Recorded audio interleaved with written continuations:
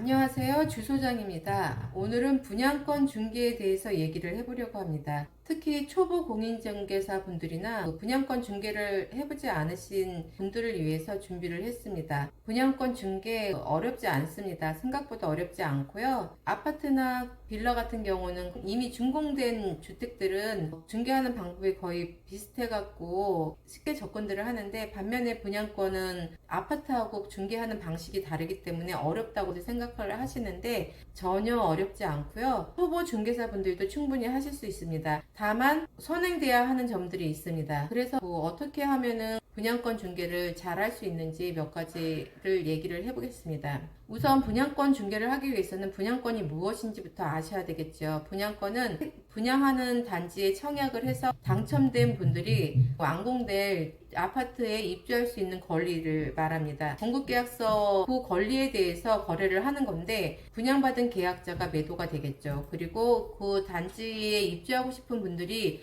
분양권을 구입을 하고 싶어 하겠죠. 이런 과정에서 분양권을 매도하려는 분하고 그 분양권을 매수하려고 하는 분들을 잘 매칭하고 아무 문제가 없게 계약에서 명의 변경까지 거래가 원활하게 도와주는 중개 역할을 하는 게 분양권 중개입니다. 그러면은 초보자도 할 수 있다고 했는데 정말 할 수 있을까요? 할 수 있습니다. 그런데 제가 앞서 말씀드렸듯이 전제 조건이 있다고 했죠. 일은 어렵지 않습니다. 어렵진 않지만은 모든 업무가 그렇잖아요. 본인이 그 업무에 대해서 다 숙지를 하고 충분히 알고 있어야지 자신 있게 브리핑을 할 수 있고 소개를 할 수 있는 거기 때문에 초보자도 할 수 있긴 하지만, 분양권 중개에 대해서 중요한 기초 지식이라든지 법률에 대한 정보들은 미리 공부를 하고 숙지를 해 놓으셔야 합니다. 그래야지 분양권 중개를 하는데 도움이 됩니다. 분양권 거래 절차가 일반 아파트하고는 다르기 때문에 그런 거래 절차라든지 분양권 중개 과정에서 발생할 수 있는 문제점, 주의할 점 미리 공부하고 쓴다면은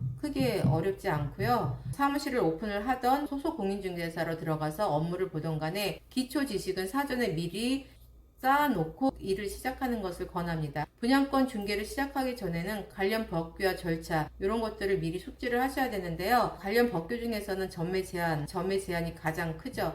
그래서 전매 제한 기간이나 그리고 내가 중개하려고 하는 지역에 대한 정보, 얘가 규제 지역인지 아닌지 이런 것도, 그리고 분양가 상한제 지역인지 거주가 있는지 없는지, 분양권 거래가 가능한지 아닌지 이런 거에 대한 게 다 관련 법규를 통해서 알 수가 있습니다. 청약 홈에 들어가면은 청약 홈 그 메뉴 안에는 여지껏 분양했던 단지들을 다 검색을 할 수 있고요. 앞으로 입주할 단지들도 확인을 할 수가 있고요.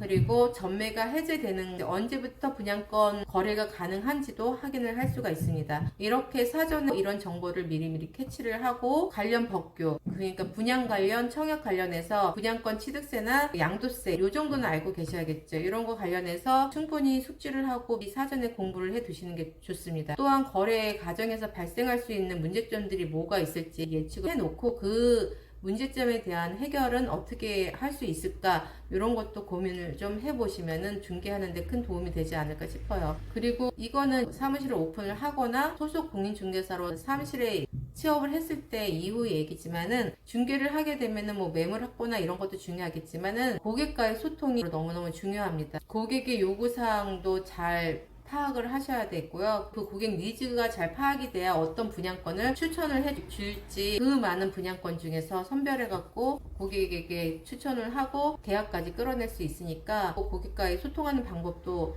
피드백이라든지 전화 상담이라든지 이런 것도 준비를 해 두시는 게 좋을 것 같습니다. 그리고 시장 상황이 어떤지 이것도 너무 중요해요. 그 시장 상황을 파악을 하려고 한다면은 네이버 부동산에서 분양권 매물들을 보시면 알 수 있어요. 같은 지역이라도 어떤 단지는 피가 수천 붙고 어떤 단지는 무피로 매물이 올라올 수도 있는데, 어떻게 똑같은 입지에서 그렇게 피가 차이가 많이 날 수가 있어요. 이렇게 생각들을 할 수도 있는데 있습니다. 왜냐하면은 분양하는 과정에서 나란히 있는 단지라고 해도 분양하는 그 시간차에 따라서 분양가가 달라질 수가 있어요. 그런데 입주하는 시기가 거의 비슷해졌다 하면은 같은 시기에 분양권이 풀리겠죠. 분양권이 거래가 될 수 있겠죠. 그러면은 같은 입지에도 불구하고 이렇게 수천만 원의 피가 차이가 날 수 있습니다. 왜? 둘 중에 한 단지는 분양가가 더 높았다는 거겠죠. 이렇게 분양권 시장 상황도 파악을 하고, 인천도 여러 구들이 있잖아요. 인천뿐만이 아니고 전국적으로 분양하는 단지들이 있으니까 그 분양권도 천차만별이잖아요. 프리미엄이. 왜냐하면 또 청약 경쟁률이 높은 단지가 있는 반면에 또 미분양 단지들도 있단 말이에요. 분양권도 마찬가지겠죠. 청약 열기가 높았고 인기가 많고 입지가 좋다 하면은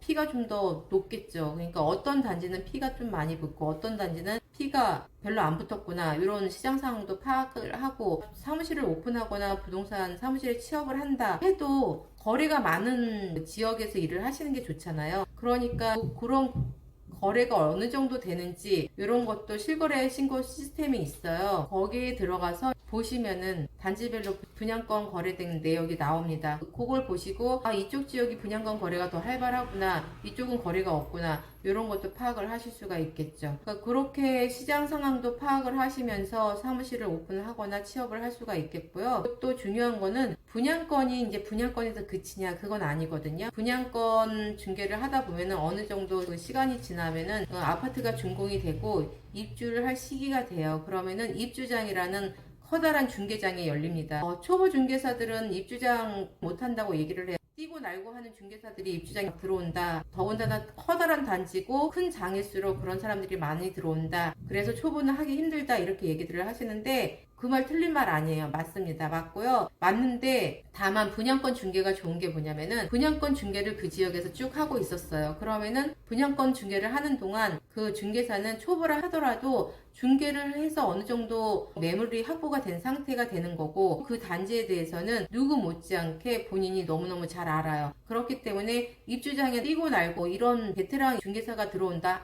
해도 충분히 자기가 할 수 있는 역량은 생긴다는 거죠. 그래서 입주장에서 중개장이 열릴 때 충분히 거래를 할 수가 있고 계약을 끌어낼 수가 있고, 이후에 준공이 돼서 2년이 넘어가면은 또 2년이 되기 전에 뭐 매매라든지 전월세 물량도 나오기도 하지만 준공이 된 이후에는 아파트가 되잖아요. 그러면 아파트는 분양권보다 더 쉽게 거래를 할 수가 있죠. 그러니까 분양권 중개를 하다 보면은 입주장이라는 커다란 중개장을 만날 수도 있고 아파트란 중개도 자연스럽게 습득을 할 수가 있는 겁니다. 그런데 반대로 아파트를 중개를 주로 한다 하면은 나중에 그 지역 주변에 분양하는 단지가 생긴다 해도 분양권 거래를 잘 몰라요.